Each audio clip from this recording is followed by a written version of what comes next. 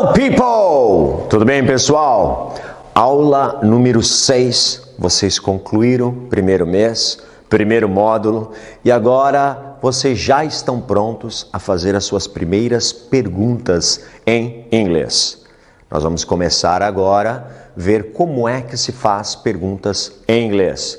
E uma coisa que eu queria que vocês entendessem, que na língua portuguesa, eu até brinco com os meus alunos que você precisa ser um pouco ator, né, para fazer uma pergunta, porque você pode pegar a mesma frase no português e repeti-la de duas formas diferentes que você acaba transformando essa frase numa interrogativa.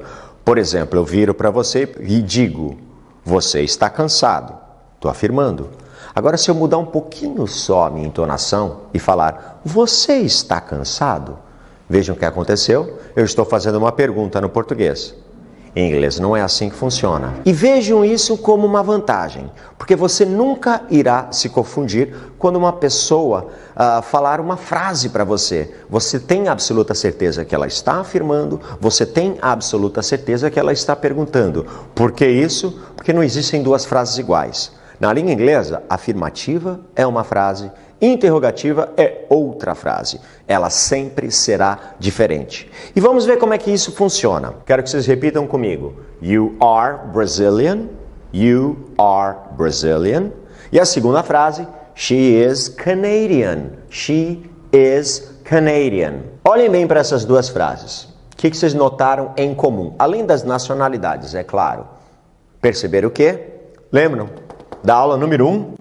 O famoso verbo to be, aquele que te persegue desde a 6ª série, da 4ª série, 5ª série, né? Você está acostumado? Ambas as frases possuem o verbo to be. Temos aqui duas frases simples.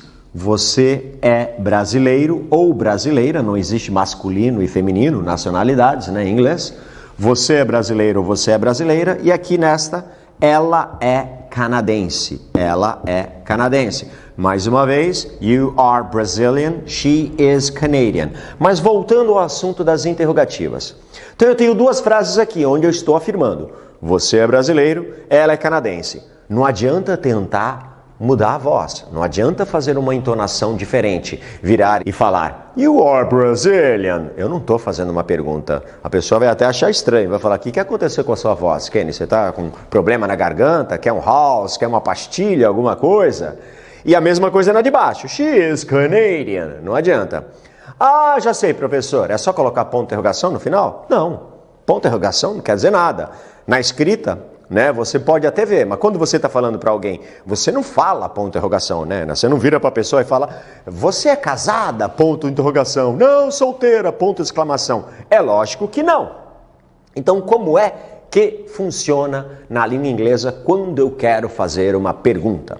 Primeira coisa que eu verifico, essa frase tem o verbo ser estar, verbo to be, que é o caso dessas duas frases. You are Brazilian, você é brasileiro. She is Canadian, ela é canadense. Lembram do verbo to be? Vamos só recapitular 3 segundinhos. Repitam comigo, só para refrescar a memória, a conjugação do verbo to be inteira. I am, you are, he is, she is, it is, we are, you are, they are. E agora o que acontece? Como é que eu transformo essas frases em pergunta? Primeira coisa que você faz, se a frase tem verbo to be, olha o que acontece. O verbo to be foi para o início da frase. Então, por exemplo, se eu quiser perguntar se você é brasileiro ou se você é brasileira, a frase ficará Are you Brazilian? Are you Brazilian? É você brasileiro? É você brasileira? Eu começo com o verbo to be. O verbo to be vai para o início da frase. Ah, então não basta colocar ponto de interrogação? Não. Ponto de interrogação não apita nada, tá? Só enfeite. O que realmente transforma a frase numa interrogativa é a forma como a frase começa. Vejam a de baixo então, seguindo essa lógica. Já sei o que você está pensando, né? Olhe um segundinho para ela. Você já está imaginando essa frase numa pergunta, né? Exatamente, é isso mesmo que você pensou. She is Canadian, ela é canadense. Na hora de transformar em pergunta, olha só o que acontece. Is she Canadian?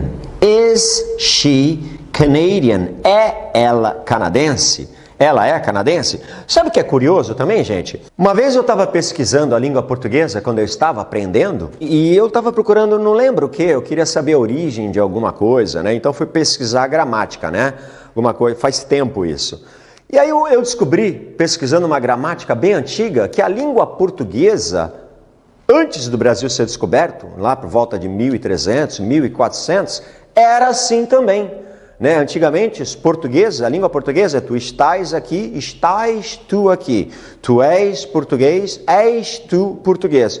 Curiosamente, era assim no passado. Não sei o que aconteceu, que agora basta só mudar a entonação, tom de voz, né? Lá, lá, lá, lá, e vira uma pergunta, né? Em inglês, não. Em inglês, a interrogativa é diferente da afirmativa, tá? É assim que funciona. Então, se eu quero perguntar se você está cansado, não é you are tired, é are you tired, né? Se eu quero saber se você está feliz, are you happy? Eu começo com o verbo to be, porque é isso que o inglês percebe, tá? É isso que ele nota. Quando você está conversando com alguém em inglês, a primeira palavra da frase da pessoa é que te indica que tipo de frase que é. Se eu abro a boca em inglês e falo are, is, a pessoa automaticamente já sabe que eu estou fazendo uma pergunta. Agora, se eu abro a boca e falo you, he, she, eu já sei que não é uma pergunta. Essa é a diferença que vocês vão perceber ao longo do tempo, como é que você se comunica em inglês e qual é a percepção da pessoa que está prestando atenção na sua frase, tá? Então, repitam comigo novamente as 4 frases. You are Brazilian? Are you Brazilian? She is Canadian. Is she Canadian? Entenderam? Como é que se transforma uma frase em pergunta com o verbo to be? Ótimo. Agora venham para cá. Vejam essas 2 frases. You go to school. He goes to school. You go to school. He goes to school. Traduzindo essas 2 frases, você vai à escola ou para a escola. Ele vai à escola ou para a escola. Né? Lembram da aula de conjugação de verbos em inglês? Nós temos aqui o verbo to go conjugado na terceira pessoa, verbo ir. Lembram dele? Repitam comigo. I go, you go, he goes, she goes, it goes, we go, you go, they go. Verbo ir. Eu vou, tu vais, e como vocês viram, apenas na terceira pessoa, no presente, é que leva S, ES ou IES. Como o verbo to go é um verbo que acaba com a letra O, então ele leva ES na terceira pessoa do singular. Então eu tenho aqui as 2 frases. Vejam só agora o desafio. Você vai para a escola, ele vai para a escola. Eu quero perguntar se você vai para a escola. Né? Eu quero saber se você frequenta a escola, se você vai para a escola. Tem verbo to be nessas frases? Não tem. É o verbo ir, não é o verbo to be. Não tem verbo to be nessa frase. Ah, só colocar ponto de interrogação, professor? Não. Como eu já disse, ponto de interrogação não apita nada em inglês.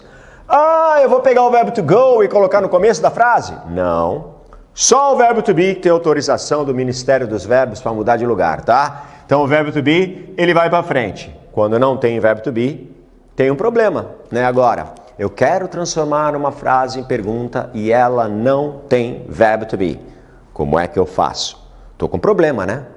Preciso de ajuda, preciso de um auxílio. E isso me faz lembrar auxiliar. Vocês vão aprender agora, vou colocar aqui do lado, ali no cantinho, o verbo mais útil da língua inglesa. Gente, vejam só este verbo. Este será de agora em diante o seu melhor amigo na língua inglesa. Esse será o seu parceiro. Esse é o verbo mais útil da língua inglesa. O nome dele já diz to do, né? Olhem aqui, verbo to do, verbo fazer, tá? Eu faço, tu fazes, ele faz, ela faz, nós fazemos, vós fazeis, eles, elas fazem, tá? Repitam comigo o verbo to do. I do, you do, he does, she does, it does, we do, you do, they do. Verbo fazer, tá? Aqui ele está como verbo. E agora ele vai servir como auxiliar. Você deve estar pensando, o que o verbo to do tem a ver com transformar a frase em pergunta? Gente, tem tudo a ver, tá? Por quê? Porque ele, além de ser o verbo fazer, ele também faz bico. Sabe o que é isso? Ele faz bico como auxiliar de interrogação. Ele ajuda você a transformar uma frase em pergunta quando não há verbo to be na frase. Como é que isso funciona? Da seguinte forma. Vejam essas duas frases. You go to school, he goes to school. Você vai para a escola, ele vai para a escola. Eu quero transformar essa frase em pergunta, mas não tem verbo to be, então preciso de ajuda, preciso de um auxílio, vou usar um auxiliar. E o verbo que também serve como auxiliar é o verbo to do. Como é que funciona? Da seguinte forma. Qual é o sujeito dessa frase? You. Então, o que eu faço? Eu procuro na conjugação do verbo to do esse sujeito. Estão vendo que só aqui leva ES, does, como vocês aprenderam na aula de conjugação de verbos, apenas na terceira pessoa que se conjuga verbo. Então, nas outras não se conjuga. Como é o caso do you, tá? Segunda pessoa do singular ou do plural. Então, olhem só, a conjugação do verbo to do para you é justamente do, o infinitivo. Então, olha só o que acontece. Frase afirmativa, you go to school. Frase interrogativa, do you go to school? Aí você deve estar pensando, mas professor, eu tenho que usar o do? Sim. Quando uma frase não tem verbo to be, eu acrescento um auxiliar de interrogação para diferenciá-la da de cima, para transformar essa frase numa pergunta. Ah, tá, mas tudo bem. O verbo to do não é o verbo fazer? Sim, é o verbo fazer. Então, qual é a tradução dessa frase? Fazer, você vai para a escola? Faz, você vai para a escola? Não. Aqui, ele é o verbo fazer. Aqui, ele não é o verbo fazer. Ele está no outro emprego dele, fazendo bico como auxiliar de interrogação. Aqui, ele não tem tradução. Esse do, no começo da frase, é para mostrar para a pessoa, para quem eu estou falando, que olhe, eu estou agora te fazendo uma pergunta, tá vendo? A minha frase começou com do. Se começou com do, quer dizer que eu estou te perguntando e não afirmando. Eu estou diferenciando uma frase da outra. Esse é o papel, este é o efeito do auxiliar do no início de uma frase. Vejam a de baixo. He goes to school. Ele vai para a escola. Agora, olha o que acontece. Essa aqui é bem interessante, gente. Prestem atenção. Sujeito da frase quem é? He, ele, correto? Qual é a conjugação do verbo to do para he? Does. Ah, então agora o auxiliar desta pergunta não será do, será does, correto? Sim, só que tem mais um detalhe. Olhem só o que aconteceu com esta frase. He goes to school. Does he go to school? Você deve estar pensando, professor, não está errado aqui? Conjugação para ele não é goes com ES. Por que agora está go no infinitivo? Porque eu estou usando um auxiliar. Lembram da aula dos auxiliares? Will, would, can, could, shall, should, may e might. Lembram dessa aula? O que eu disse para vocês? Regra número 1 da língua inglesa. Quando se usa auxiliar, não se conjuga verbo. Então, se eu tenho uma frase com auxiliar, como neste caso, auxiliar de interrogação, o verbo não vai mais levar S, ES ou IES, ele não vai estar mais conjugado. Ele fica no infinitivo, porque eu estou usando um auxiliar de interrogação nesta frase. Regra número 1, quando se usa auxiliar, não se conjuga verbo, o verbo fica no infinitivo, o auxiliar é que vai estar conjugado neste caso aqui. Então, olhem só. He goes to school. Does he go to school? Ele vai para a escola. Ele vai para a escola. Então, o papel do do e do does é transformar as frases em pergunta quando não há verbo to be. Entenderam isso? Tem mais um detalhe agora. Vejam essas duas frases. You will stay here.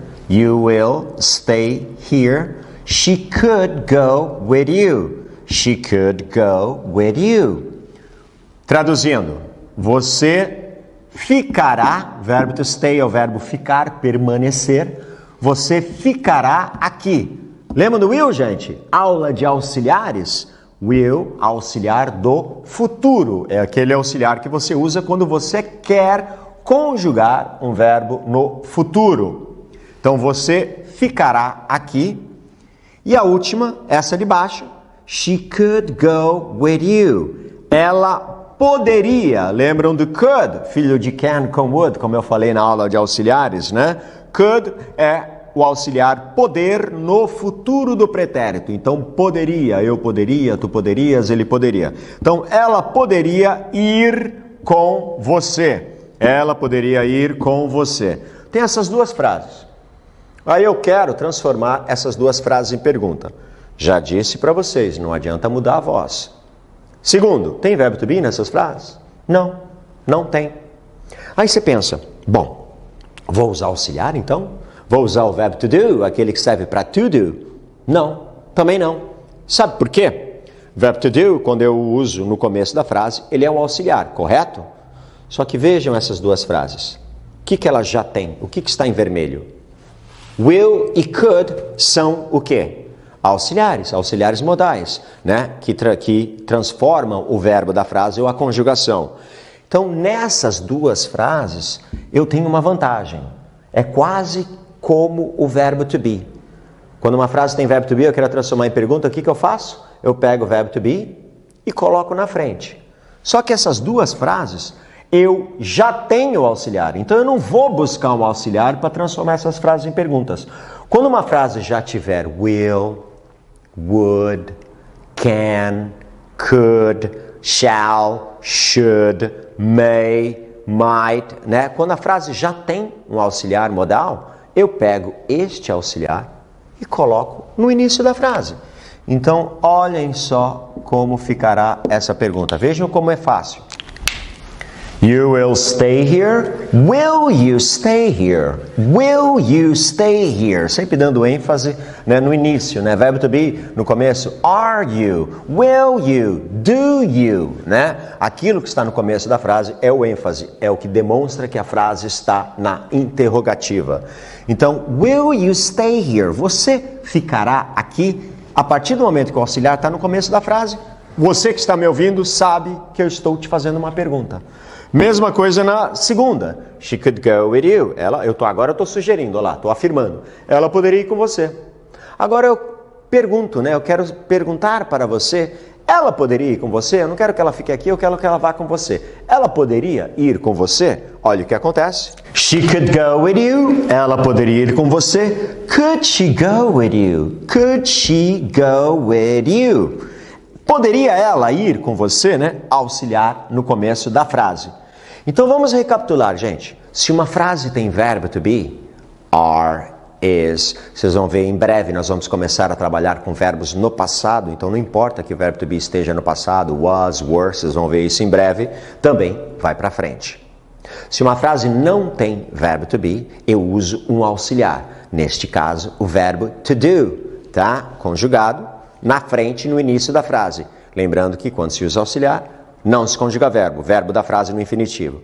E o terceiro tipo, se a frase já tiver auxiliar, como no caso dessas duas aqui, basta pegar o auxiliar e colocar na frente, porque aqui você já tem aquilo que precisa, que é o auxiliar modal. Então você pega o auxiliar e coloca no início da frase. E é assim que você faz uma pergunta em inglês. Agora vamos verificar se você realmente entendeu. Quero que vocês realizem todos os exercícios, transformem essas frases em perguntas que vocês verão a seguir agora e em seguida vamos praticar a sua fonética, inclusive a entonação, repetindo todas as frases para que a sua pronúncia fique perfeita. Alright, people? A gente se vê na aula 7. Hello, people! Tudo bem, pessoal? Aula número 7. E eu vou aproveitar e dar um puxão de orelha a algum de vocês. O pessoal não deve ter percebido que a quantidade de exercícios aumentou, né? Não são apenas aqueles 5 que mostra no monitor, nem 10 como eram nas 3 primeiras aulas. Agora nós estamos numa quantidade de 25 exercícios. Não esqueça de você deslizar para fazer todos os exercícios para que você possa avançar para a próxima aula. Eu tenho visto aqui no painel que nem todo mundo está fazendo todos os exercícios. Então aqui vai o meu puxão de orelha para vocês.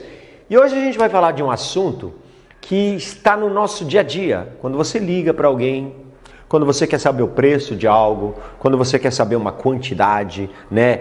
Endereços também, como nós tivemos há pouco, uma aula de preposições de locais, né? Que são os números. Eu costumo reclamar muito da maneira como eles ensinam números aqui no Brasil, né? Tem mania de ensinar números por tabelinha, né? Na sexta série vamos aprender até 20, na sétima série até 50, na oitava série até 100, depois 1000, e não faz sentido nenhum, porque na hora de ver os números, é muito lógico a forma como os números funcionam na língua inglesa, tá? Então nós vamos começar aqui pelo básico, né? Obviamente você já conhece esses 10 primeiros, quer dizer, já conhece naquelas, né? Vamos dizer assim, que de vez em quando eu pego um aluno no pulo, eu falo para ele, sabe contar até 10? Sei, claro, professor. Tá, então quanto é que é 5? Peraí, 1, 2, 3, 4, 5, ficar contando nos dedos, né? Então olhem aqui, repitam comigo, 1, 2, 3, 4, 5, 6, 7, 8, 9, 10. Esses são os números de 1 a 10. 1, 2, 3, 4, 5, 6, 7, 8, 9, 10. Agora aqui os números de 11 a 19. Nós temos aqui. Vocês vão perceber por que esses aqui estão em vermelho. Primeiramente o número 11, né? Se diz 11. 11. E número 12, 12. Então repitam comigo. 11, 12. Agora vocês perceberam que de 13 a 19 eu mudei de cor? Vejam só, o que esses números têm em comum? Todos eles acabam com teen. Estão vendo aqui no final do número? A palavra teen. Inclusive é até o termo para adolescente, né? Em inglês, teenager, teen, adolescente. Porque a gente considera adolescente de 13 a 19, a idade biológica, né? Não a idade legal, né? Alguns países 18 anos, outros países 21, alguns 19, né? Mas a idade legal, na maioria das vezes, 18 anos. Mas a idade biológica, a gente considera dos 13 aos 19 adolescente, de 12 para baixo, criança. Por isso que adolescente é chamado de teen. Mas agora vejam só, número 13, a pronúncia. 13. E é muito importante que você faça esse som no final. 13, porque é muito fácil confundir 13 com 30, 14 com 40, 15 com 50, 16 com 60, 17 com 70, 18 com 80, 19 com 90. As pessoas costumam confundir muito. E o que diferencia é literalmente, eu chamo esses números, sabe do quê? De números campainha, tá? Eles têm essa campainha no final, sabe quando você chega na recepção do hotel chique, aí você vai lá, toca a campainha no balcão, tim, e alguém vem te atender? Então é esse tipo de som que esses números precisam ter no final. É o final do número que vai diferenciar esses números. Então olhem só, 13, a pronúncia, 13, 13, 14, 14, 14, 15, 15, 15. Cuidado, hein? As pessoas costumam confundir muito esse. Falar 5 é 5, porque é com V. Já 15 é 15. As pessoas têm mania de falar 15. Horrível isso, pelo amor de Deus. Não falem assim, tá? A pronúncia é fifth. 15, 15. 16, 16. 16, 17, 17, 17, 18, 18, 18, 19, 19, 19. Então, recapitulando os números de 11 a 19. 11, 12, 13, 14, 15, 16, 17, 18, 19. E agora a gente chega nas dezenas, tá? Por isso agora vocês estão entendendo por que meu 10 aqui estava em azul, né? Que era para não pular do 9 para o 11, não ficar faltando um número. Mas o 10 está repetido aqui nas dezenas. Agora nas dezenas acontece algo curioso. No número 20, no número 30, no número 40, no número 70, no 80 e no 90. Tá? Que é algo que eu chamo de mutação fonética. Aí você pensa, mutação fonética? Como assim? Eu já ouvi falar de mutação genética. Como assim mutação fonética? Pelo seguinte sentido, o inglês britânico, inglês da Inglaterra, tá? Eles pronunciam todos esses T's. Então, no inglês britânico, eles falam 10, 20, 30, 40, 50, 60, 70, 80, 90. Eu falei rapidamente que eu não quero que vocês gravem isso, é só para que vocês entendam, tá? Não é o inglês que nós estamos aprendendo. Estamos aprendendo o inglês global, né? O inglês norte-americano, que é o inglês dos filmes, o inglês das músicas, né? Da televisão, é o mais falado. Então, no inglês norte-americano, acaba acontecendo algo. A gente não pronuncia o T de 20, de 30, de 40, de 70, de 80 e de 90. A gente emenda diretamente para o Y. Então, como é que funciona? 10 vocês já sabem, que é 10. Já o 20, ao invés de falar 20, que aí eu teria que fazer uma pausa, né, de 2 sílabas, 20, acaba emendando o N no Y e a pronúncia fica 20, 20, 20. Então, o número 20 se diz 20. Mesma coisa acontece no 30. O R emenda no Y e vai ficar 30, 30. Aquele R fraquinho, rareri, roru, itararé, itariri, tororó, itururu, garapa, guaraná, guarita, né? O R de guarita, literalmente. Então, ó, 30, ri, 30. Você vê que tem um sonzinho de R antes, ter, e depois o ri, né? Então, olha lá, 30, 30 é 30. 40, mesma coisa. 40, 40, eu emendo o R no Y. Só que tem uma curiosidade aqui, viu, gente? Outra coisa que muita gente erra. 4 tem U, 14 tem U, 40 não tem, tá? 40 não escreve com U. Então, olha lá, 40, 40. Já o 50 não emenda, né? Até porque se emendasse ia ficar ridículo, né? Fifi, que é isso? O nome de poodle, de madame? Então a pronúncia de 50, 50. Olha a diferença de 15. 15, campainha.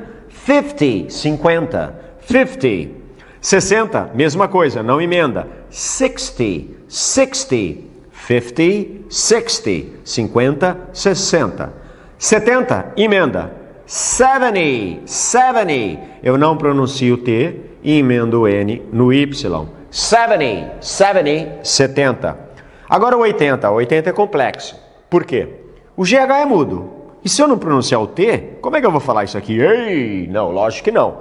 Então a pronúncia de 8, a gente inventa um som. O mesmo som do 40 e o mesmo som do 30. Né? Lembra que 30 é 30 e 40 é 40.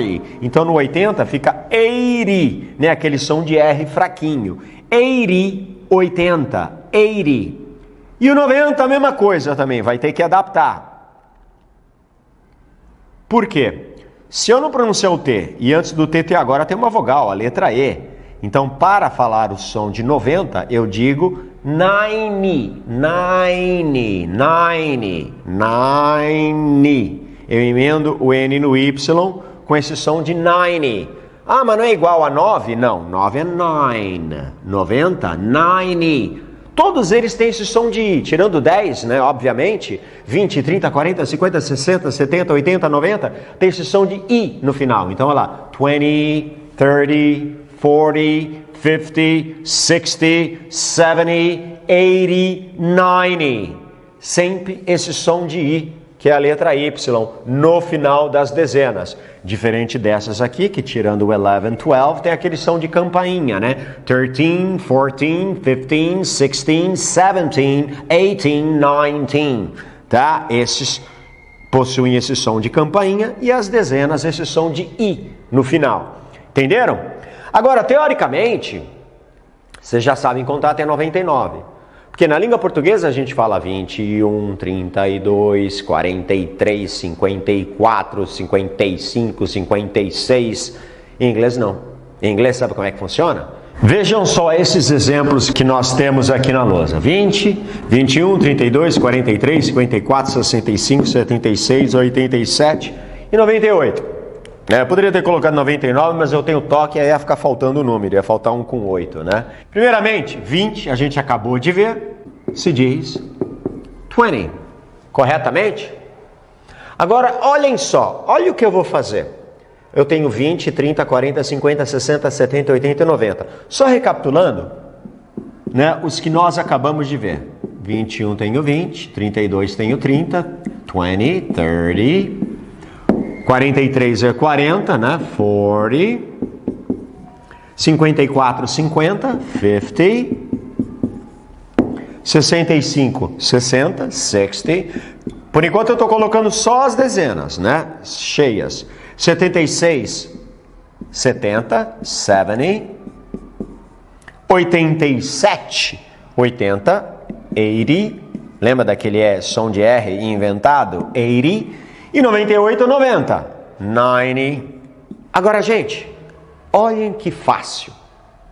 Em inglês, a gente não fala 21, 32, 43, 54, 65. A gente fala 21, 32, 43, 54, 65, 76, 87, 98. Então, se você já colocou as dezenas, tirando o primeiro, né, que é 20, acabou aqui, 21, tracinho, 1. 21, 21. 32, 30, tracinho, 2, 32. 43, 40, tracinho, 3. 43. 54, 50, tracinho, 4. 54. 65, 60, tracinho, 5. 65. 76, 70, tracinho, 6. 76. 87, 80, tracinho, 7. 87. 98, 90, tracinho, 8. 98. Então, gente, se eu quisesse falar 31, 32, 33, 31, 32, 33, e assim vai. É 30 tracinho 1, 30 tracinho 2, 40 tracinho 1, 40 tracinho 2. E é só você falar a dezena mais 1, 2, 3, 4, 5, 6, 7, 8, 9. Simplesmente, né? Então, por exemplo, vamos falar de 20 a 30. Repita comigo. 20, 21, 22, 23, 24, 25, 26, 27, 28, 29, 30. Agora, repita comigo esses números que estão na lousa. 20, 21, 32, 43, 54, 65, 76, 87, 98. E aí depois de 98, vem 99, 99, e aí 100. E aí no português você tem 100, 200, 300, 400, 500, 600, 700, 800, 900. Não é verdade? Em inglês não. Muito mais fácil que isso. Sabe como é que são as centenas em inglês? 100, 200, 300, 400, 500, 600, 700, 800 e 900. Aí você para. Só isso? Só. De 1 a 9 você já sabe. 1, 2, 3, 4, 5, 6, 7, 8, 9. Falta só a palavra 100. Cento. E tá aqui, ó, gente. Olhem para essa palavra. Repitam comigo. 100. 100 quer dizer cento, centena, 100. E aí é só casar, gente. Então, se eu quiser falar 100, 100.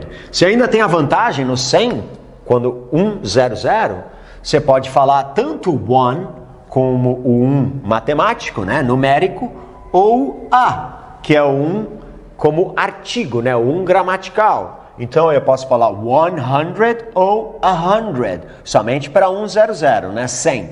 Então, olha lá, 100, 100, 200, 200, 300, 300, 400, 400, 500, 500, 600, 600, 700, 700, 800, 800 e 900, 900. Então, olha lá, de 100 a 900, basta falar 1, 2, 3, 4, 5, 6, 7, 8, 9 mais a palavra hundred. Agora vamos montar alguns números. Primeiramente, como eu disse, as centenas, 200. Então eu vou falar 2, 100. Como é que é 2, classe? 2. E 100, 100. Como a gente acabou de ver. Agora, 202. Então raciocinem comigo. Teoricamente eu tenho que falar 2, 100 e 2. Sim, tem o E. Só não tem E nas dezenas, né? De 21 a 99 é 20-1, 90-9, né? Nas dezenas de 21 a 99 é somente a dezena, mas o número 1 a 9, né? E você não pronuncia o hífen, né? O tracinho, obviamente. Então vai ser 31, 32, 33, 34, 35, 99. Agora, depois disso, nas centenas, a gente vai ter o E. E o E em inglês é and, A-N-D. And significa E. Então lá, 202, então pense comigo, vamos lá fazer juntos todos esses números, para que ninguém fique com dúvida. 202, eu vou falar 2, 100 e 2. Então 2, 100 novamente, 200, and é o E, 2. Olha lá, 2, 100 e 2, 202. 313. 313. Lembra do 13? Vou dar uma dica. Se você beber muito, você vai andar 13. Exatamente, 13. Olha lá. 313. 313. 440. Então vai ser 400. 400. And e 40. Lembra do 40? 40. Né? Sem U. Lembre-se disso. 440. Agora aqui, começa a ficar um pouquinho mais complicado. 555. Então raciocine comigo. Para falar 555, eu vou ter que falar 500 e 50 tracinho 5. 500 e 55. Então vamos lá. 500. 500. 500. E, and, no mesmo lugar que vai o E no português, vai o E no inglês. And, 50. 50. Tracinho. 5. 555. 667. 667. Então, 600. 600 e and 60, 60, tracinho o quê? 7. 667. 782. 782. Então vamos lá. 700. 700. 700. E and 80. 80. Lembra aquele que tem o som de R? 80. Tracinho 2. 782. 874. Então, olha lá, raciocine comigo. 874. Então, 800. 800. 800. E and 70. 70. Tracinho 4. 874. 999. Então, eu vou falar 999. 990. Lembra aquele som de I no final? 99. 999. 999. Parece alemão, né? 999. Mas é assim que se fala 999. Vamos repetir comigo todos esses números que estão aqui na lousa. 200. Repita comigo. 200. 200. 202. 202. 313. 313. 440. 440. 555. 555. 667. 667. 782. 782. 874. 874. 999. 999. E depois de 999 vem 1000. E é igualzinho ao português. Nas centenas você tem 200, 300, em inglês é 100, 200. Já as milhares é igual ao português, né? 1000, 2000, 3000, 4000. Mas eu tenho aqui alguns exemplos. Vai ser como escrever um cheque, né? Você está escrevendo um cheque e aí você tem que escrever por extenso aquele valor, né? Esses valores. Mesma coisa que o português. Então como é que eu falo a palavra 1000? Thousand, thousand. Essa é a pronúncia de 1000. Thousand, thousand. Tá? Que perfume que você... Thousand, né? Brincadeira, só para você lembrar da pronúncia. Então, thousand significa 1000, a milhar. Diferentemente do português, eu posso falar só 1000, né? Eu não posso falar em inglês só thousand. Eu tenho que falar quantos mil, já que thousand representa milhar. Quantas milhares? Uma só ou mais de uma? Então, a mesma coisa que 100, né? Eu não tenho que falar 100 para falar 100. Em inglês, para milhar, a mesma coisa. Para falar 1000, eu tenho que falar 1000. 2002, mesmo processo. 2000 e, lembra do e? And, 2, 2002. 2002. 3.300, olha esse aqui. Eu vou ter que falar em inglês, 3.300. 3.300, 300. 3.300. 4.440. Então eu vou ter que falar 4.440. 4,000. Na escrita, gente, mesma coisa que o português. No português aqui, eu não falo 4.440. Então em inglês também vai ter essa vírgula depois do 4.000. 4,000, né? Lógico, você não fala vírgula, né? Só na escrita. 4,000, você faz aquela pausa fonética. 4,400, 440. 4,440. 4.440. 5.555. Igualzinho ao português. 5.000, vírgula. 550, a diferença no inglês é que é tracinho 5, né? Porque nas dezenas, de 21 a 99, é só o hífen. Então, olha só, na hora de montar esse número. 5.000. 5,000. 5.000, vírgula. Tô colocando em vermelho só para você visualizar onde tá a vírgula, tá, gente? Não precisa mudar de cor, você não precisa andar com duas canetas, não, se você for escrever um cheque, tá, gente? 500. 500, 500 and 55. 50, tracinho, 5. Então, olha lá. 5,555. 5.555. 6.789. De novo, 6.789. Eu estou colocando esse E aqui, esse hífen, para você ver que aqui vai a vírgula, que aqui vai o E e aqui vai o hífen, né? Mesma coisa que no português. Então, 6.000.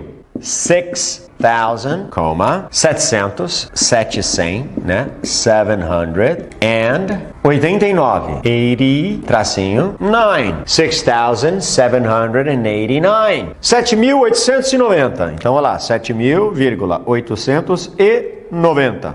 7,000, 7.000, 800, 800 and 90. 90. 7,890. 8.123. Olha lá. 8.000, 8.000, vírgula, 100. 100. Tem que falar 100. 100 e and 23. 20, tracinho, 3. 8,123. 8.123. 9.999 para finalizar. Então vamos lá. Essa eu não vou colocar nem aqui os símbolos. Vamos fazer juntos. 9.000. Qual é a primeira palavra, classe? Pense aí. 9. Próxima palavra. 1,000. Exato. Vírgula, né? Coma. Coma é vírgula em inglês, tá? Para quem não sabe. C-O-M-M-A. 900. Então eu vou falar 900. Como é que é? 9, 100. 100 e and 90, 90, hífen, tracinho, 9, 9,999. Então, gente, vocês estão vendo que não é nenhum segredo. Com essa tabela, na verdade, que eu coloquei na lousa, daria para você contar até 999.999. Porque se eu quisesse falar 50 mil, como é que é 50? 50. Como é que é 1.000? 1,000. 200 mil. Então vamos lá, como é que é 200? 200. 200, 1,000, 1,000. 900 mil. 900, 1,000. Não tem segredo. Então aquele negócio de ensinar números por etapas, né, de tanto a tanto, acaba confundindo as pessoas, porque você não vê a lógica de como montar um número. E fica aquela coisa decoreba, né, que você tem que decorar como se fosse uma tabelinha, né, de uma tabuada, né, vamos dizer assim. E não é assim, né? É muito lógico, é muito prático, é muito simples você saber falar os números em inglês. Alright, people! Não esqueçam, semana que vem, mais uma aula aqui pelo aplicativo. Espero você, meu aluno, aqui. Thank you. Bye, bye. Hello, people! Tudo bem, pessoal? Mais uma aula hoje bastante importante. Eu quero que vocês prestem muita atenção. Hoje é uma matéria que é uma das poucas matérias que eu, de certa forma, invejo o português. Que sim, no português é mais fácil do que no inglês. Esta única matéria, tá? Eu costumo brincar, quem já me acompanhava desde a época das minhas dicas de inglês no meu canal no YouTube, vocês viam que eu brincava muito, né? Eu falava, nossa, como o português é difícil, olha como o inglês é fácil. Eu sempre usei isso para estimular o aluno, né? Para ele parar e pensar, e puxa, é mesmo, é bem menos complicado do que eu imaginava. Se eu consigo falar o português, que é uma língua rica e tão difícil, então o inglês é muito mais fácil, eu não vou ter dificuldade de aprender. Eu sempre brinquei com isso, até para que os alunos compreendessem que não é um bicho de 7 cabeças, né? O inglês não é um bicho de 7 cabeças. Mas a matéria de hoje é uma matéria que realmente no português é mais fácil, por isso que eu quero que vocês prestem muita atenção, que as pessoas erram muito, que são as negativas. Na língua portuguesa, não importa o tempo verbal, não importa o tipo de frase, basta você falar não, que a frase está negada, né? Eu quero, eu não quero, eu quis, eu não quis, eu quererei, eu não quererei, se eu quisesse, se eu não quisesse, eu tô querendo, eu não tô querendo. É só colocar não que você nega. Infelizmente, em inglês não é assim. Nós temos 3 tipos de negativas diferentes na língua inglesa ao negar uma frase. Pegar uma frase afirmativa e colocá-la na negativa. Quando eu digo que existem 3 maneiras diferentes, não é isso aqui que está atrás de mim. Aqui é uma única maneira, só para vocês terem uma ideia, apesar de serem 3 colunas. Mas são 3 formas diferentes dentro de uma maneira. Daqui a pouco a gente vai ver outra maneira e depois mais uma terceira maneira. Mas vamos começar pelo principal. Vejam essas frases que estão aqui na lousa, no canto. Se você olhar aqui, é o teu velho amigo verbo to be, né? Verbo ser e estar. Na negativa. Primeiro, deem uma olhada aqui no verbo to be, só para refrescar a memória. Eu quero que vocês aí em casa, aí no trabalho, no seu celular, no seu aplicativo, repita comigo só o verbo to be, só para a gente começar a esquentar aqui. Repitam comigo. I am, you are, he is, she is, it is, we are, you are, they are. Vocês já viram isso, vocês já conhecem, né? É a terceira vez que a gente trabalha com o verbo to be. Vimos ele na aula de conjugações, depois vimos ele novamente em transformar frases em perguntas e agora estamos vendo o verbo to be hoje pela terceira vez na negativa.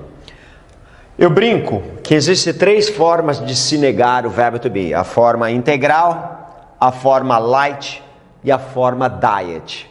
Vamos começar pela primeira. Vejam só. I am, eu sou, eu estou. I am not, eu não sou, eu não estou. You are, tu és, tu estás. Você é, você está. You are not, tu não és, tu não estás. He is, ele é, ele está. He is not, ele não é, ele não está. She is, ela é, ela está. She is not, ela não é, ela não está. It is, ele ou ela que não seja um ser humano, é ou está. It is not. Ele ou ela não é. Ele ou ela não está. We are. Nós somos, nós estamos. We are not. Nós não somos, nós não estamos. You are. Vós sois, vós estáis. Vocês são, vocês estão. You are not. Vós não sois, vós não estáis. Vocês não são, vocês não estão. E por último, they are. Eles ou elas são. They are not. Eles ou elas não são, não estão. Só que vocês perceberam uma coisa? Eu costumo brincar que o pessoal do norte, do nordeste do Brasil, fala igual ao inglês. Por quê? Olha onde é que está o not. Depois da conjugação. Então, eu brinco que a gente nega como o povo baiano, né? Que o povo baiano, né? O povo da Bahia, né? Costuma falar assim, fulana de tal está? Tá não. Você é amigo de tal pessoa? Sou não, né? Você usa o não depois. E é assim que funciona no inglês, tá? O not, ele vem após o verbo to be. Essa é a forma integral. Então, se eu estiver falando I am not happy,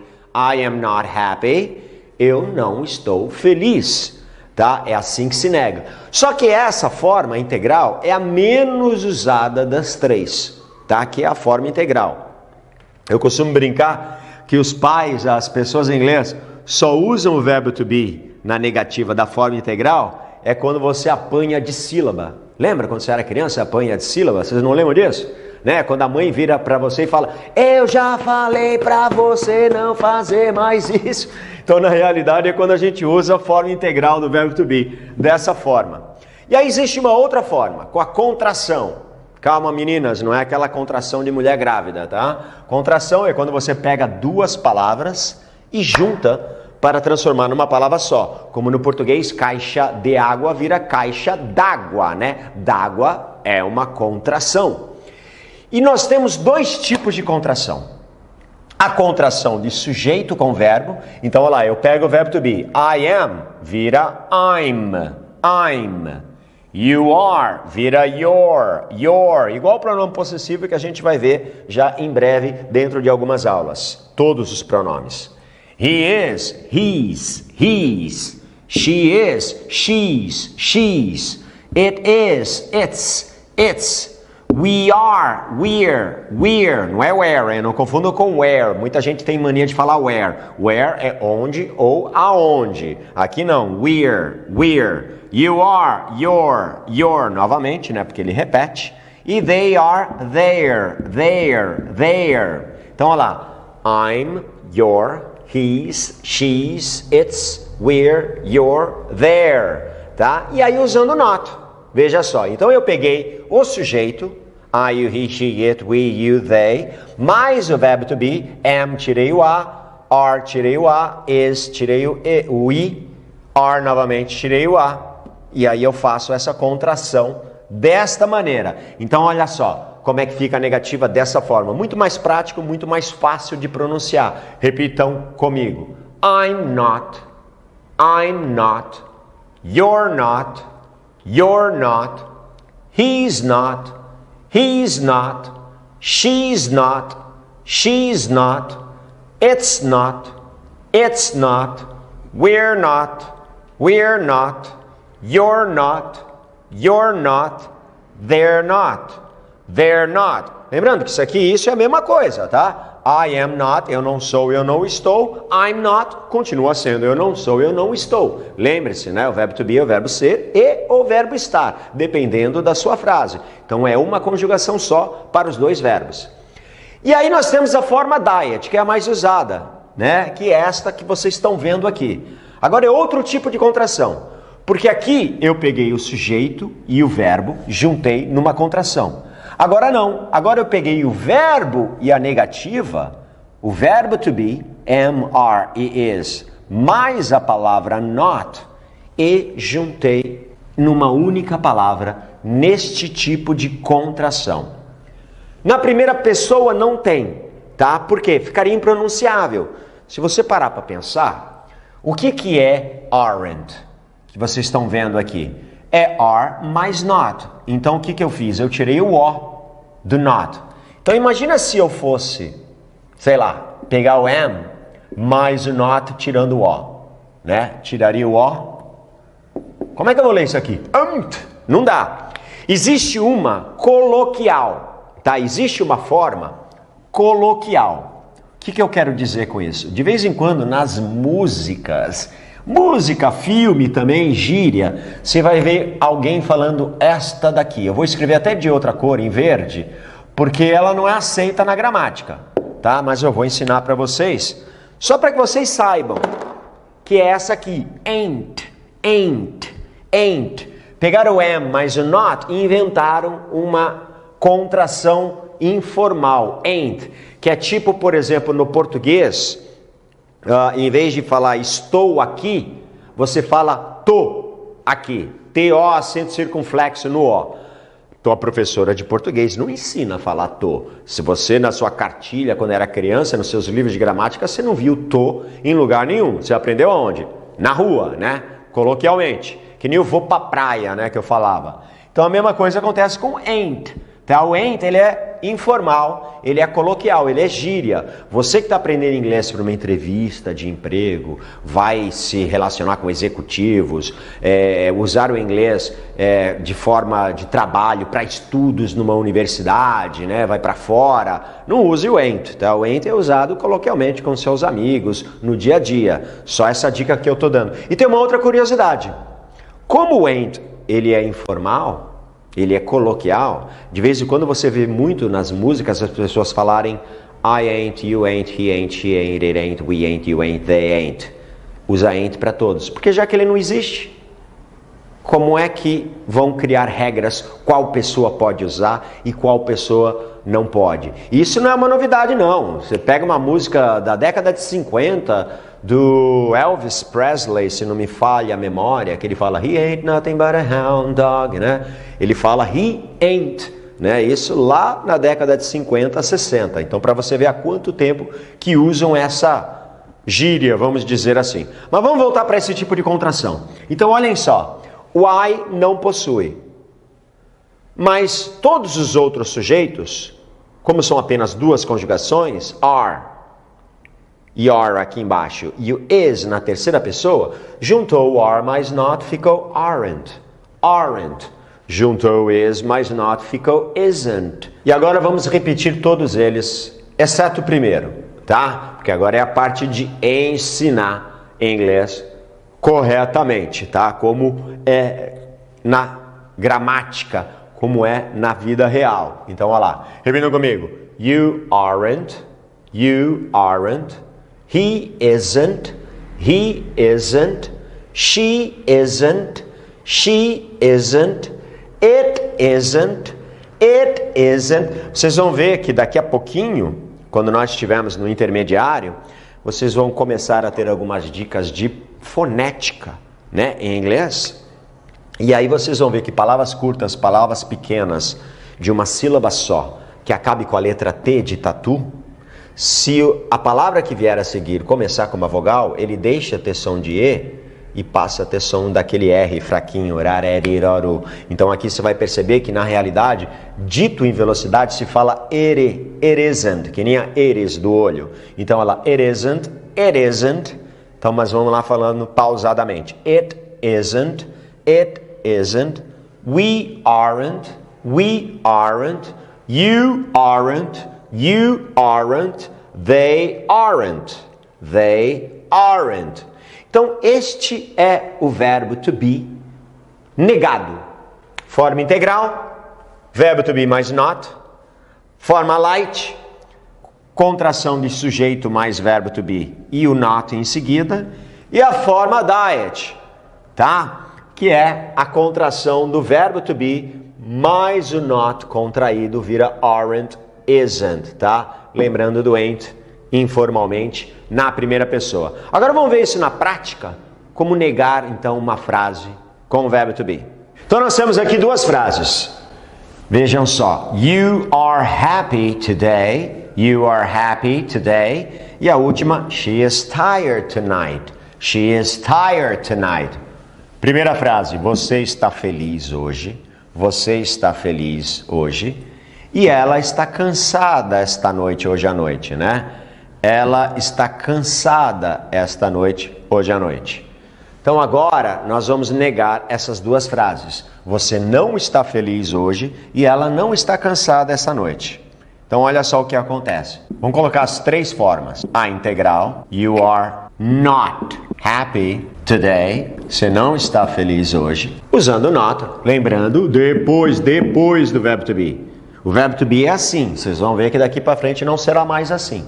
Ou eu posso usar a forma contração sujeito-verbo. You're not happy today. Ou então a contração verbo you not. Olhem só.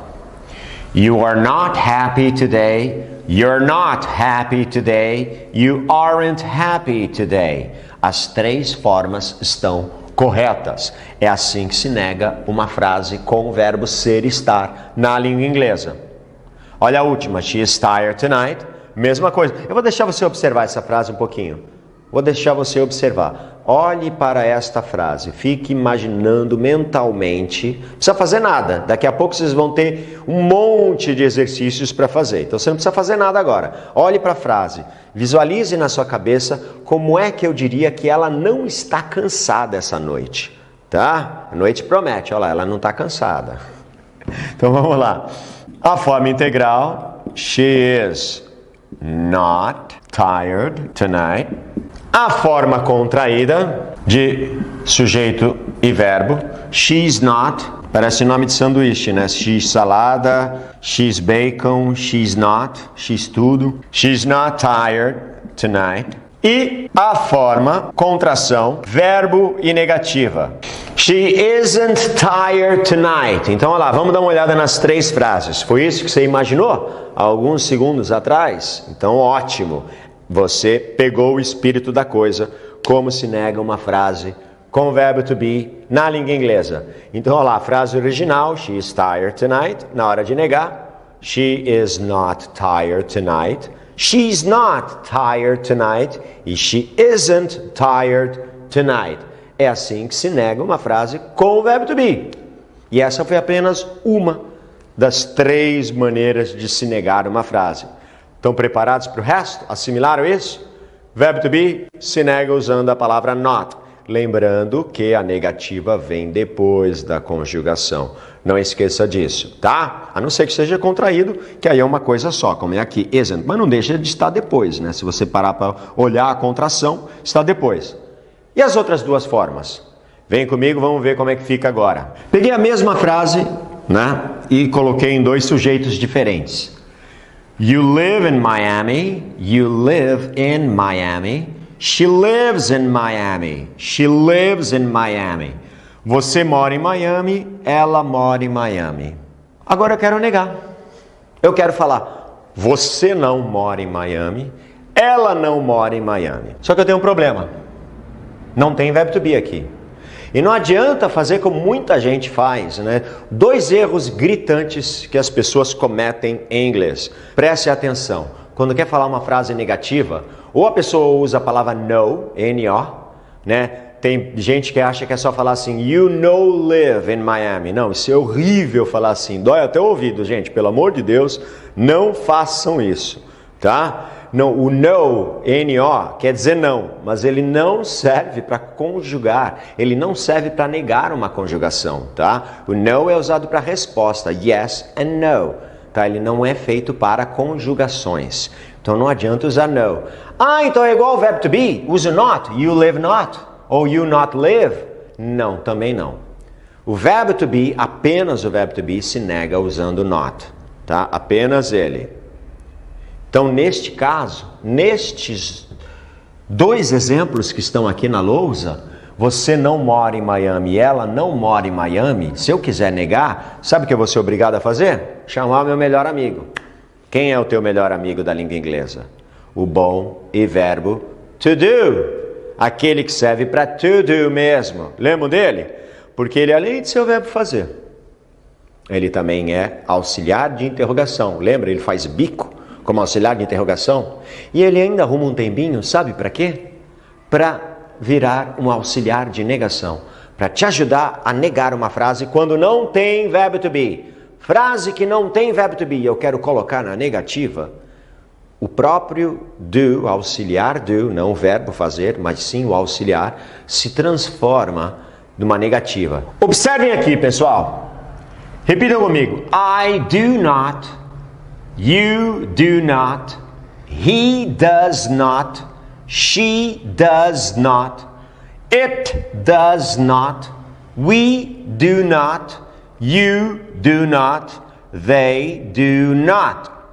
Olha o que acontece aqui. Aqui não é o verbo fazer, tá? Não está escrito aqui eu não faço ou tu não fazes. Até porque senão esse not não estaria aqui. Só no verbo to be é que ele vem depois. Mas eu quero mostrar para vocês o seguinte. Quando você pega o do mais o not, ou o does mais o not, ele se transforma num auxiliar de negação. E tem as duas formas, a forma integral, que é essa que vocês estão vendo aqui, que é a menos usada, né?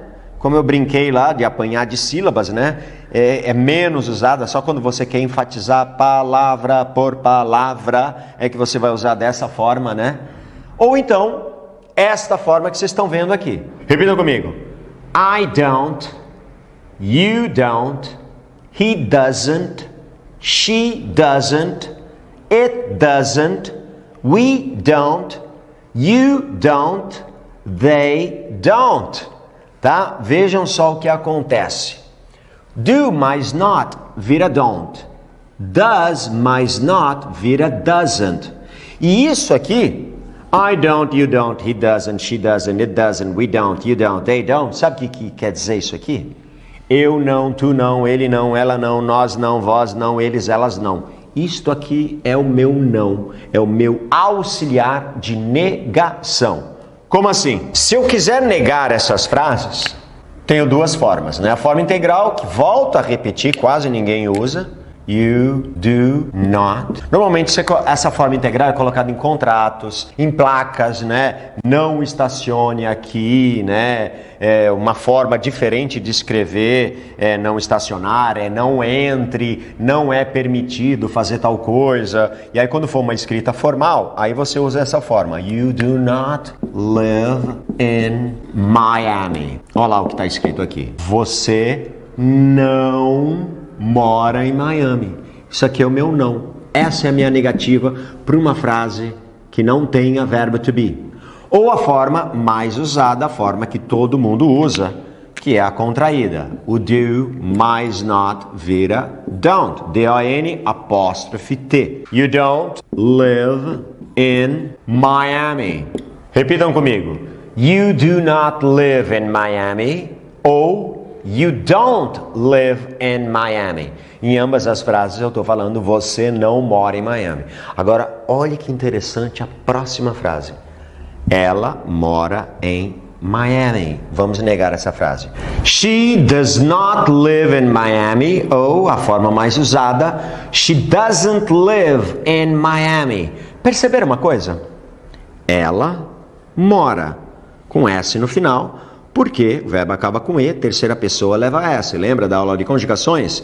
Terceira pessoa, he, she, it, vai levar S, ES ou IES no final do verbo, exceto have, que vira has. Mas não deixa ele acabar com S. Só que olha só aqui agora. Live está sem S, nos dois casos. Por quê?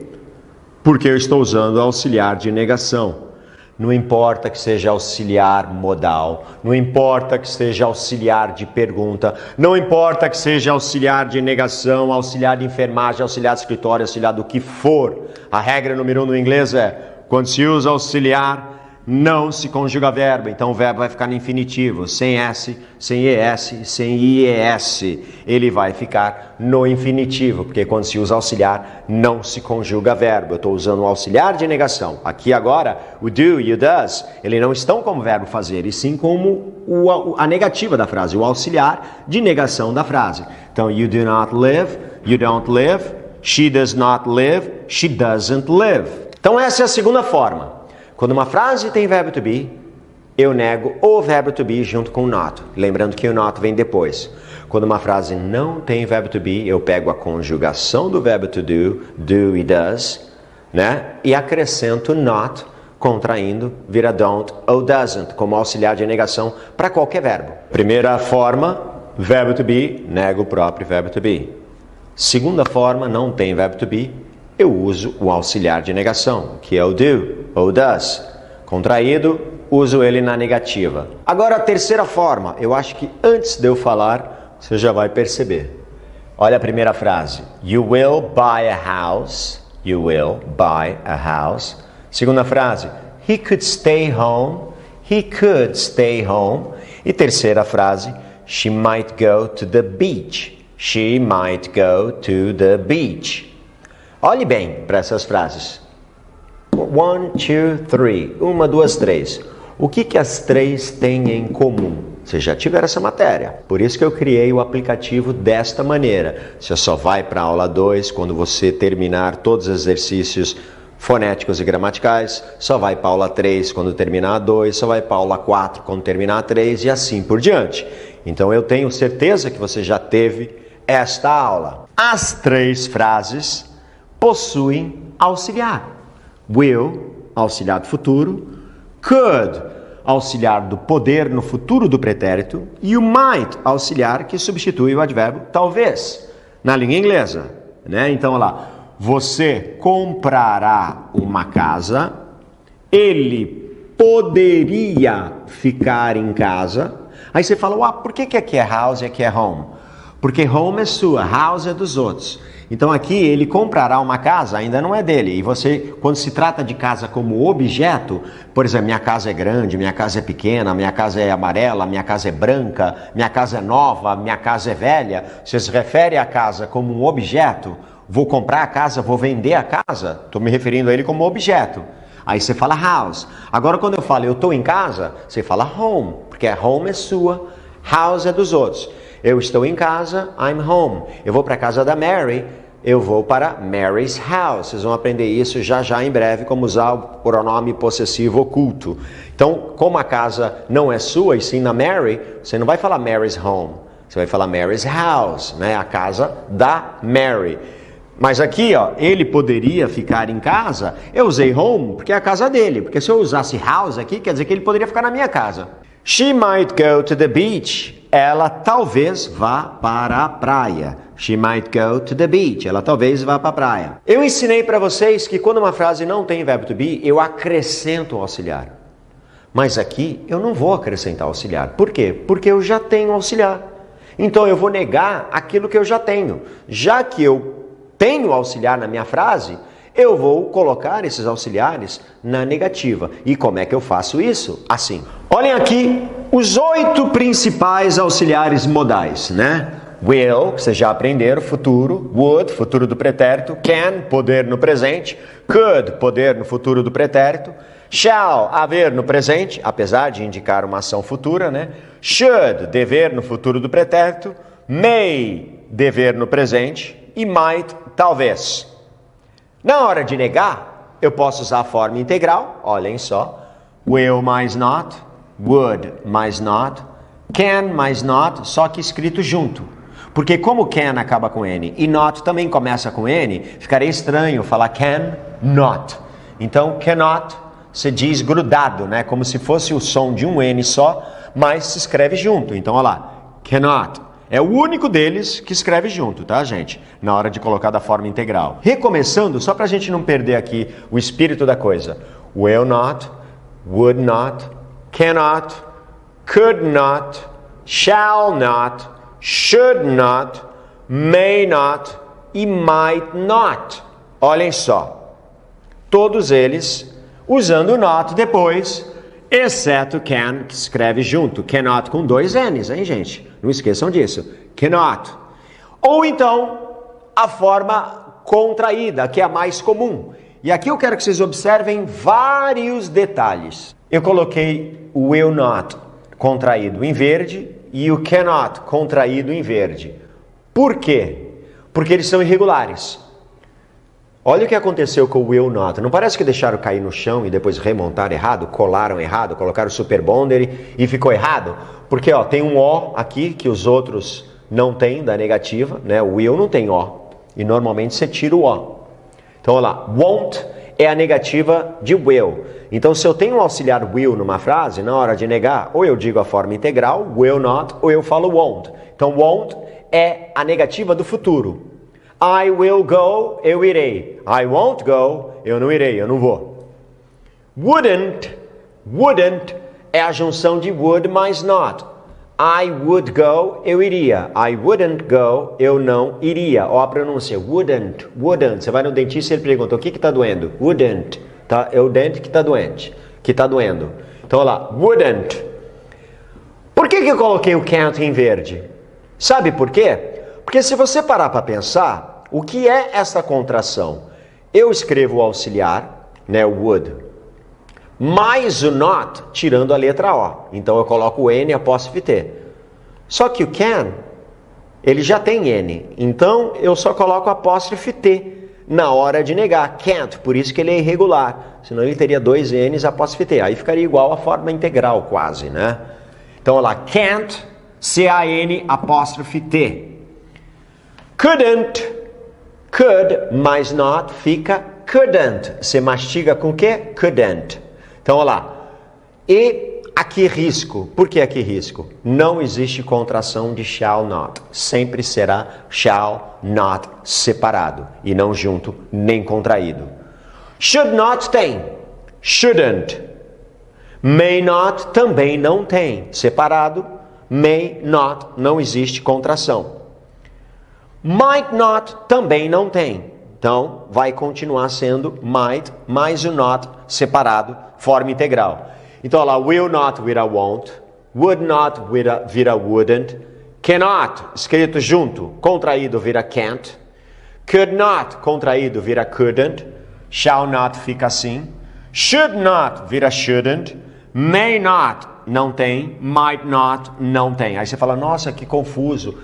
Não, se você parar para pensar, são os três futuros do pretérito. Olha aqui, would não é futuro do pretérito, could não é poder no futuro do pretérito, should não é dever no futuro do pretérito. Então os três, would, could e should, tem o wouldn't, o couldn't, o shouldn't. Ah, e os outros dois são irregulares, né? O cannot vira can't, por isso que está em verde, e o will not vira won't, o mais diferente de todos eles, won't.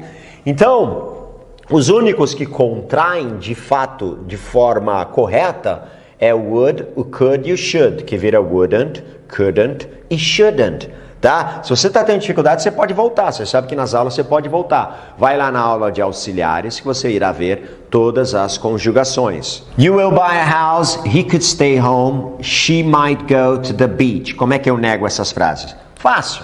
Se tem verbo to be, eu nego o verbo to be depois. Se não tem verbo to be, acrescento o auxiliar. Agora, se eu já tenho o auxiliar, tudo que eu tenho a fazer é isso aqui. You, negativa de will. Ou eu coloco a forma integral, you will not. Ou won't. Olá, classe. Presta atenção. Aliás, eu falei classe, vocês estão me assistindo. Vocês sabem que é hábito, força de hábito, né? Porque agora o aplicativo é o mesmo tipo de aula que eu leciono na universidade, né? Então, independente de ter apenas uma pessoa aí seguindo no celular ou a família inteira ao redor aí, é a mesma coisa. Então, olha lá. You will not buy a house. Você não comprará uma casa. Ou you won't buy a house. Olha a próxima. He could stay home. Ele poderia ficar em casa. Ou eu digo, he could not stay home. Ou então, he couldn't stay home. He could stay home, ele poderia ficar em casa. He could not stay home, ele não poderia ficar em casa. He couldn't stay home, ele não poderia ficar em casa. Agora olha a última. She might go to the beach. Ela talvez vá para a praia. Ela talvez vá à praia. Agora, se eu quiser negar essa frase, esta daqui é só acrescentar o not após o auxiliar e nada mais. Porque lembram do que eu expliquei há 1 minuto atrás, 2 minutos atrás? O shall not, o may not e o might not não possuem contração. Então, she might not go to the beach. She might go, ela talvez vá. She might not go, ela talvez não vá para a praia. E é assim que você nega uma frase em inglês. Viram só como eu havia dito no começo dessa aula que realmente em inglês é uma das pouquíssimas coisas que é mais difícil em inglês do que no português, a negativa. Você tem que sempre analisar uma frase. Você vai falar uma frase na negativa, eu não quero, eu não vou, eu não fiz, eu não tenho, eu não posso, eu não irei. Você sempre para analisar. Minha frase é com verbo to be, então eu vou usar o not, contraído ou não, não importa.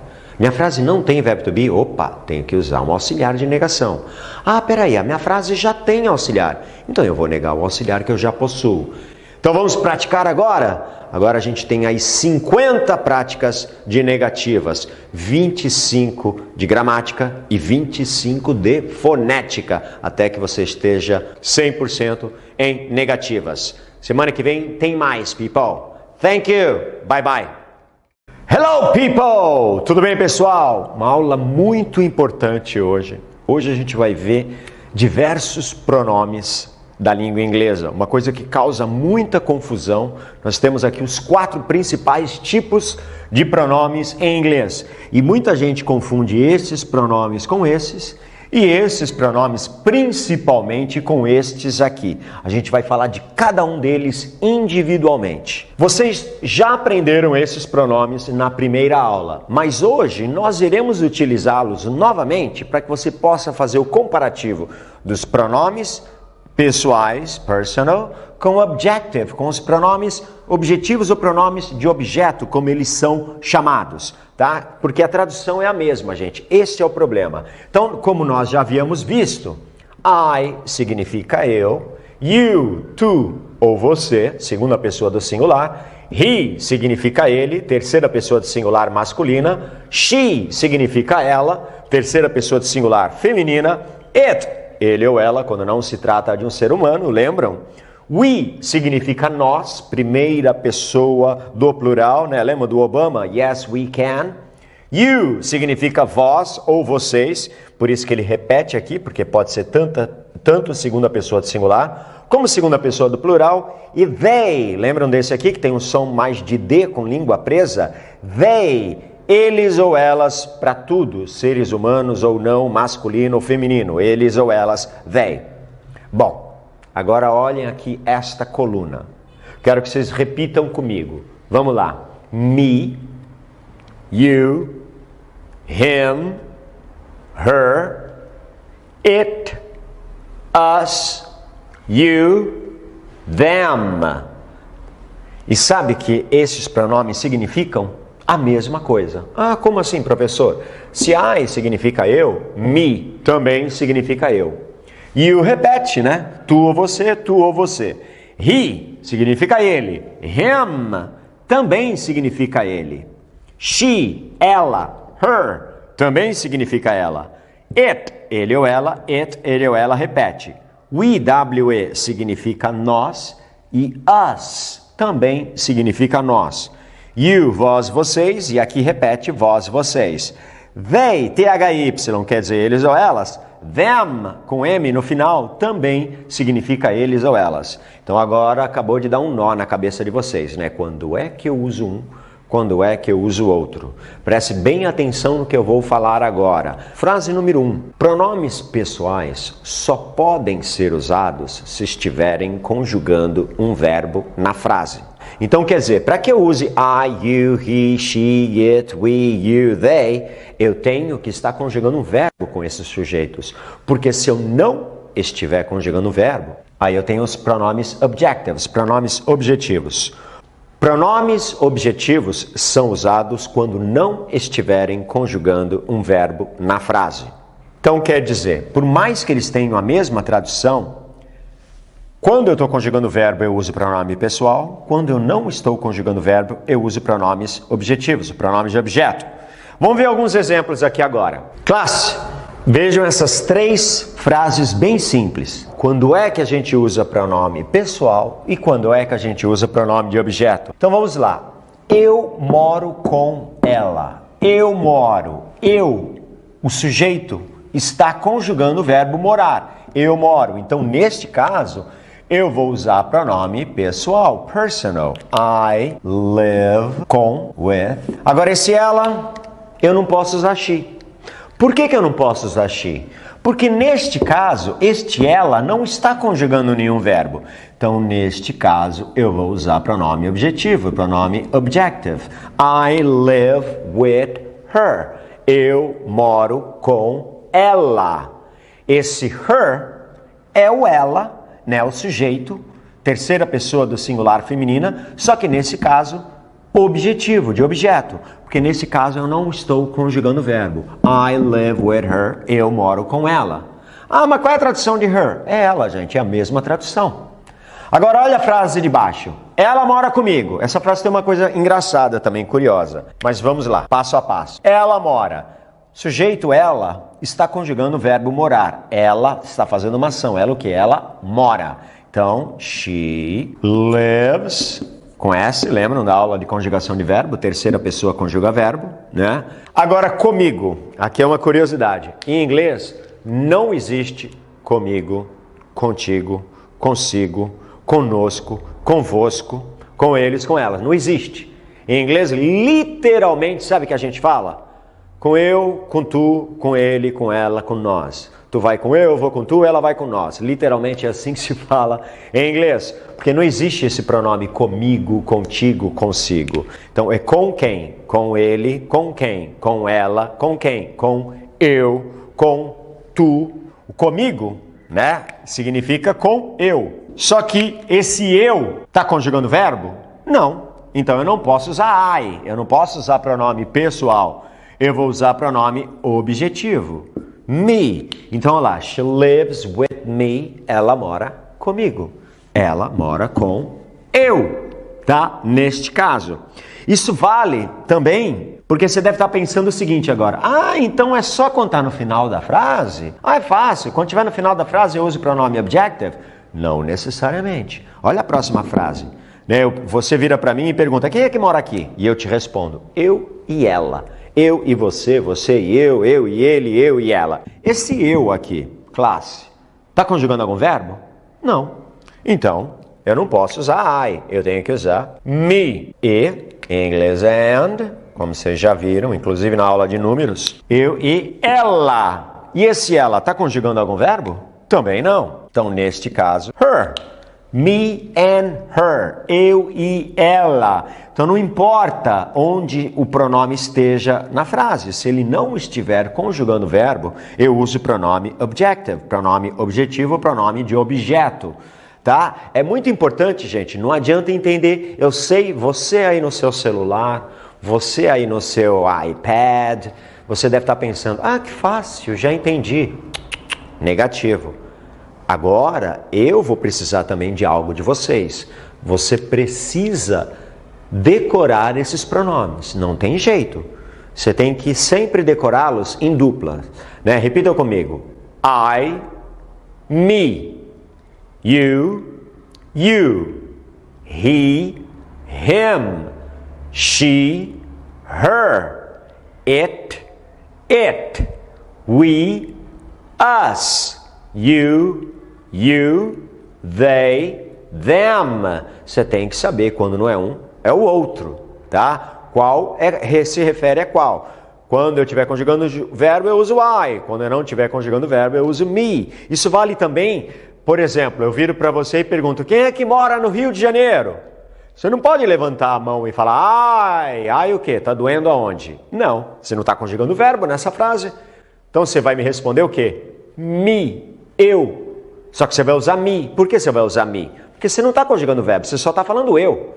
Quem é que está usando camisa amarela? Eu aponto lá e falo him, ele, H-I-M. Por quê? Eu só estou apontando, eu só estou falando ele. Eu não estou falando ele está usando uma camisa amarela. Então isso é importante também, isso vale para quando você usa apenas o pronome, numa resposta que você esteja dizendo para alguém. Por exemplo, você chega no aeroporto, a pessoa que pega os passaportes pergunta para você, quem é que está com você? Você aponta para sua namorada, para sua noiva, para sua esposa, você vai falar her e não she. Né? Por quê? Você não está conjugando o verbo. Então, pronome pessoal eu uso quando eu estou conjugando o verbo. Se eu não estiver conjugando o verbo com esse pronome, eu uso o pronome objective, pronome objetivo.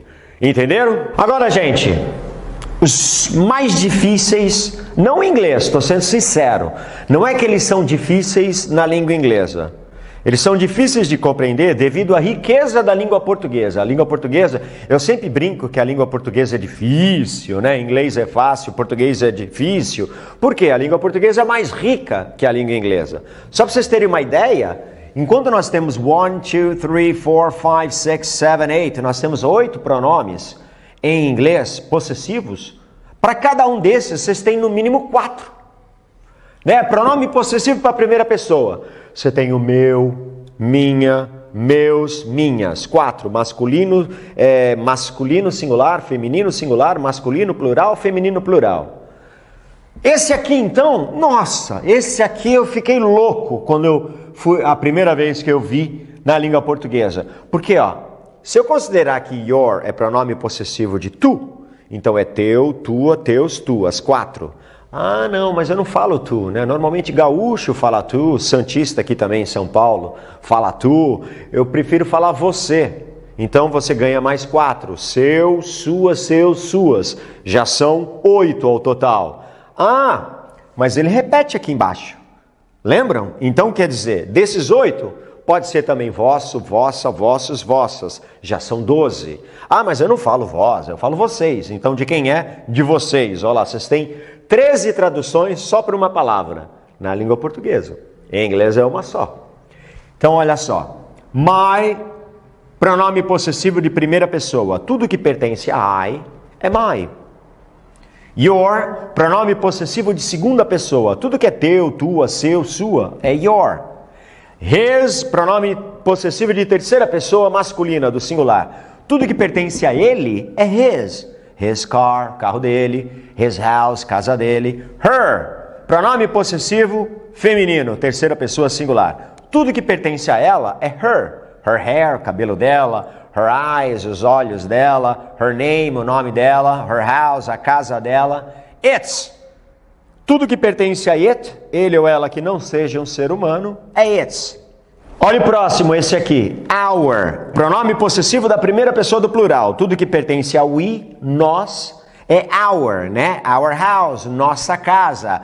Our car, nosso carro. No português já não. No português já é nosso, nossa, nossos, nossas. Assim você me mata, português, né? Olha só quanta tradução. Próximo, your, como eu já disse. Vosso, vossa, vossos, vossas ou de vocês. Tudo que pertence a you é your. E o último, their, T-H-E-I-R, né? Tudo que pertence a eles ou elas é their, tá? Então, se pertence a eles, é deles, their. Se pertence a elas, é delas, their também. É importante também, gente, que vocês sempre associem os pronomes possessivos a quem eles pertencem. Olha lá, por exemplo, tudo que pertence a I é my. Tudo que pertence a you é your. Tudo que pertence a he é his. Tudo que pertence a she é her. Tudo que pertence a it é its. Tudo que pertence a we é our. Tudo que pertence a you é your. E tudo que pertence a they é their. Sempre façam esta associação. Então repitam comigo. My, your, his, her, its, our, your, their. Esses são os pronomes possessivos, possessive, possessivos comuns. Por que comuns? Porque esses são aqueles que nós estamos acostumados a ver, né? My name is Kenny, your name is Michael, his dog, her house, its car, our names, your books, né? E assim por diante. São os pronomes possessivos comuns. Agora, gente, nós vamos ver estes pronomes aqui. Mine, yours, his, hers, its, ours, yours e theirs. Estão vendo aqui? Possessive case, que não tem nem tradução no português, né? Possessive case não é um caso possessivo, não. Arrumei uma namorada que não me deixa em paz. Não, não é isso não, tá? Possessive case é um outro caso, um outro tipo de pronome possessivo. Estão vendo esses pronomes que a gente acabou de ver? Eles possuem a mesma tradução que esses aqui. Como assim, professor? Se my quer dizer meu, minha, meus, minhas, mine também quer dizer meu, minha, meus, minhas. Your, sem S, teu, tua, teus, tuas, seu, sua, seus, suas, yours com S também. Mesma coisa vai para o his, hers, its, ours, yours e theirs. Todos eles têm exatamente a mesma tradução. Porque um erro muito comum que as pessoas cometem é esse aqui. Ah, aquele é teu carro, então é your car. Aí se tem 2 carros, aqueles são teus carros, então são yours cars, é isso com S? Não, gente. Pelo amor de Deus, não me cometam este erro, tá? Esse S no final não tem nada a ver com plural. Até porque eu já disse para vocês que cada um desses vale por no mínimo 4. Masculino, feminino, singular, masculino, feminino, plural. My não quer dizer meu, minha, meus, minhas. Então, your não quer dizer teu, tua, teus, tuas. Então, por que agora com S vai ser o plural? Se esse aqui também vale para o plural. A diferença é a seguinte, gente. Vocês sabem por que tem S em alguns pronomes? Para ficar diferente. Só isso. Só para diferenciar o pronome possessivo comum do possessive case. Eu fico imaginando como é que... E agora eu confesso com vocês, agora eu vou concordar com vocês. Que bobagem, que besteira, né? Que falta de criatividade. Porque eu fico até imaginando da onde surgiu a ideia do S, né? Eu fico imaginando quando criaram esses pronomes há 5.000 anos atrás, né? Bom, precisamos criar um pronome novo para my. Vamos lá. Aí criaram mine. Legal, bacana, né? Ó, de quem que é aquilo? Mine. Isso aqui, mine. E aquilo lá também é mine. Bacana, né? Ficou bonito, soa bem. Agora, vamos criar um pronome novo para your. Não sei o que fazer. Vamos lá. Bom, vamos fazer o seguinte, já que o his acaba com S e já que o its acaba com S, vamos pôr S em todos, aí pronto. Vamos colocar S em todos eles. E aí, sabe o que me deixa louco? Eles deviam ter feito o seguinte, então, colocava S no my também, né? MYS, mais, né? Por que não fizeram isso? Mas, infelizmente, não. Então, esse S, gente... não tem nada a ver com o plural. É para este pronome ficar diferente desse. Nada mais do que isso. Então, quando é que eu uso um e quando é que eu uso outro? Preste atenção no que eu vou falar.